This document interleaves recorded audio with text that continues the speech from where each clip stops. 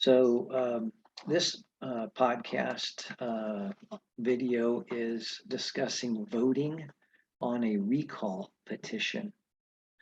Article 2, Section 13 of the California Constitution provides that the recall is the power of the state's electors to remove an elective officer. And that process is initiated by the filing of a petition alleging a reason for the recall. However, note that the reason and its sufficiency is not reviewable by a court. So neither a court nor a government official can, if you will, second guess a reason that is being stated for the recall of an elected officer. Some forget that at the same election to determine whether to recall the elected officer, there's also an election to determine a successor.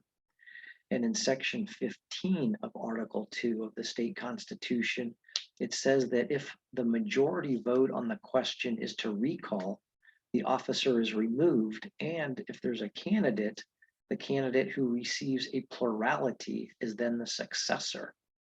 And of course, the recalled officer may not be a candidate for replacement. So as a result of this provision in Article 2, the electorate actually casts two votes at the same election.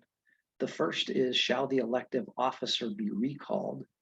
And then second, which candidate do you vote for to fill the term if the officer is removed? Of course, if the officer is not removed, then the results of the question are moot. However, if the officer is removed, then he or she is replaced at that same election by the candidate who got the highest number of votes. There is not a second election. This is not like a primary and a general. The top two vote getters do not go forward. Again, there's no runoff election.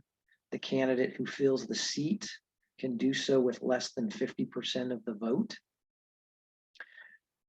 Another note is pursuant to Section 18 of Article 2, a state officer who is not recalled shall be reimbursed by the state for the officer's recall election expenses that have legally and personally been incurred. So if the recall effort against a state officer is unsuccessful, then he or she can be paid back for some of their recall campaign expenses. The other interesting point under Section 18 is that another recall may not be initiated against that same officer until 6 months after the initial recall election. So repeat efforts to recall the same official is only possible to actually be pursued twice a year or every 6 months.